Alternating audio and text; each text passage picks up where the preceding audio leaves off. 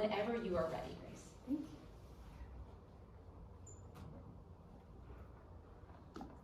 Okay.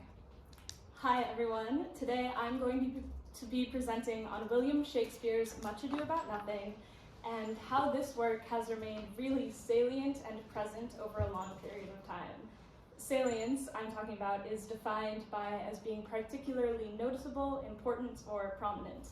In other words, why do we continue to be drawn to Shakespeare, and how do we update Shakespeare to be relevant to our modern moment, and how does Shakespeare, as it has existed for hundreds of years, already speak to our experiences? And, of course, I'm going to be discussing how art history and fashion history, in addition to performance, are methods through which we see this salience. To catch you up to speed on the plot, Much Ado consists of two romantic plot lines. One is between Hero and young soldier recently returned from war, Claudio.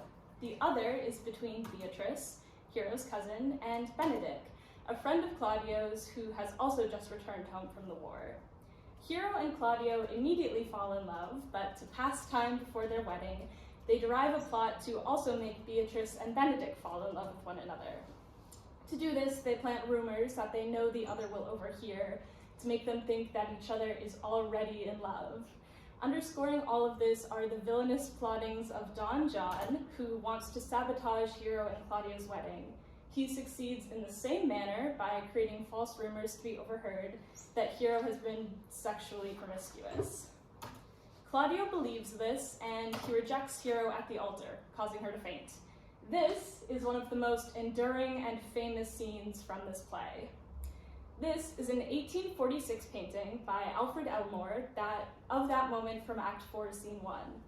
Hero is the center of focus, and Beatrice is by her side in the coral-colored dress. Claudio is that man in the yellow to the right. This similar painting is done by English artist Marcus Stone. The exact date is unknown, but it was done about a few decades after that earlier artwork. Beatrice is in the blue dress here, and Claudio is in the orange. Obviously, these two paintings are examples of Much Ado being a prominent work since its creation, particularly its popularity in the 19th century when both of these were created. However, I want to also call your attention to another detail within these works of art. In Elmore and in Stone's paintings, Hero is wearing a white wedding dress. You may notice already, if you're interested in clothing or fashion history, that the white wedding dress was not popular in Western culture until Queen Victoria of the United Kingdom married Prince Albert in a white wedding dress in 1840. So, despite Much Ado having been written 200 years earlier, these artists portrayed Hero in a symbolic piece of clothing that represented their own time and was recognizable to them. This is just one example of salience, applying the modern moment to Shakespeare in order to make that work feel recognizable and understandable. In the mid-19th century, when Elmore and Stone's artworks were created, art devoted to Shakespeare had actually become an international phenomenon. Globally, performances of Shakespeare's works had grown in popularity and accessibility on stage, and the fervor for those stories continued off stage as well, leading to Shakespeare's popularity in both performance and artwork on and off stage. In English culture, it was also a new theme in artwork to emphasize patriotic imagery and British themes.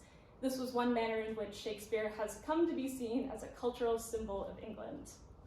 Here are some other artworks from the following decades of other Shakespeare plays, including Romeo and Juliet, Hamlet, and Lady M. But before I continue, I should prove with some statistics just how popular Much Ado really is. Much Ado was decently popular in its own time and has continued to remain prevalent as Shakespeare's body of works throughout today. Most sources rank it within the top 10 publicly well-known Shakespeare plays, as well as the most often performed Shakespeare plays.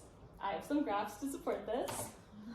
These graphs are compiled by Eric Minton, a journalist and Shakespeare fan who runs the blog Shakespearances, which is an amazing title.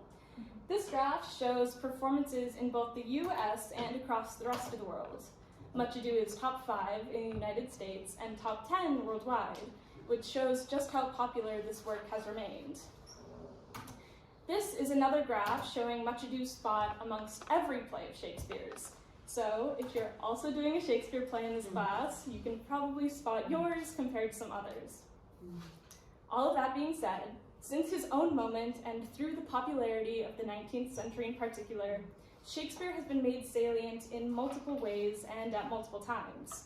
So now I want to move forward through history and look at some more productions that explore and adapt this text. This is a 1958 production from the Royal Shakespeare Company in England.